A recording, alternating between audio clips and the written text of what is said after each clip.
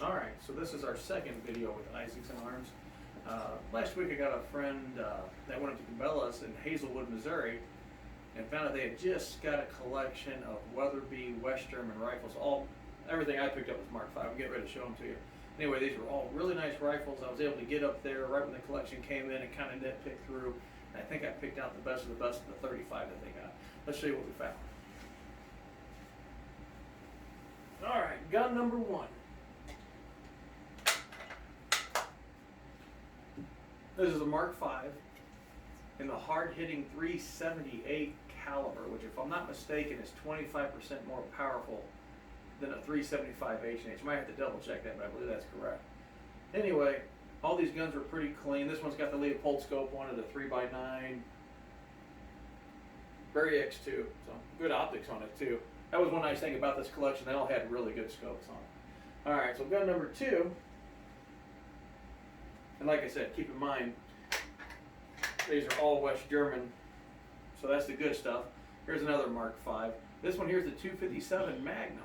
This one had the Weatherby variable scope on it. This one was really clean and a hard to find caliber, so I snatched that one up too. But like I said, anytime you come across good guns, you snatch them up because it's just they don't make stuff like this anymore. The checkering, the wood's just fantastic on them. All right. Gun number three.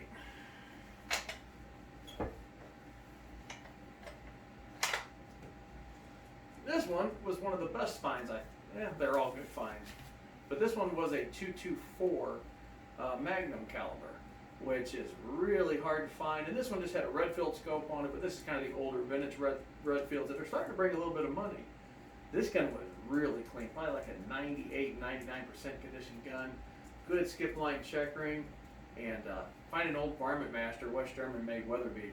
You snatch those up when you come across them. All right, so that's the third one that we snagged. What's better than 3 Weatherbys?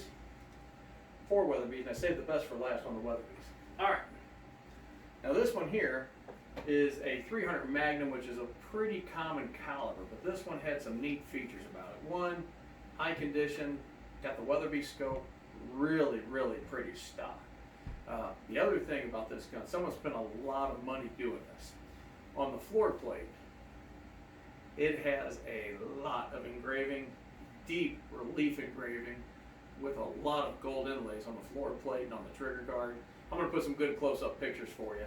But when you find one like that someone spent a lot of time and money to have that made. So I snagged in, so I got a 300 caliber, 224, 257, and then the 378, and those are all hard to find. All right, so those were the Weatherby's. Those were what I thought was the best of the best up there, so I bought those. All right. Now, I bought this a few days ago from somewhere else, somewhere out of Illinois. This one is just your plain old Remington 1100, but it's in 410. Got a 26-inch mod barrel. Jen, my wife, was kind enough to post it already. And a gentleman named Larry out of South Carolina already locked it up, so it's got a self-pending on it. But anytime you find a Remington 1100 this clean, you snatch them up, especially if it's a 28 or 410, and the 16 gauges have just skyrocketed in value. So anyway, that was a good clean shotgun, so I snatched it as well. All right, now this one came from Cabela's.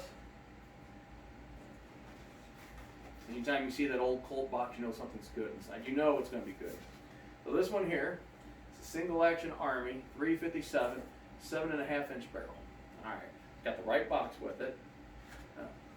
And I'm always a sucker for the paperwork, and this one had all the paperwork with it.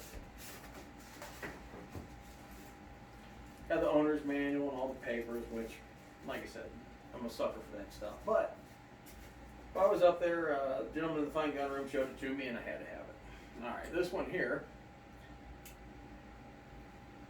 has some really nice color case hardening on it. High condition, right box with all the paperwork, so I snagged it as well. Anyway, that little Colt right there was just extremely clean. It was probably 99% condition, right box paperwork, so I snagged it. I don't buy a lot of Colts, but every now and then I'm at the right place at the right time. It's hard to buy them right anymore just because they're skyrocketing in value. All old classic guns are just going up. Anyway, so I thought I'd show you the goodies that we picked up this week. We hope you enjoyed the video. If you like what you've seen, like and subscribe.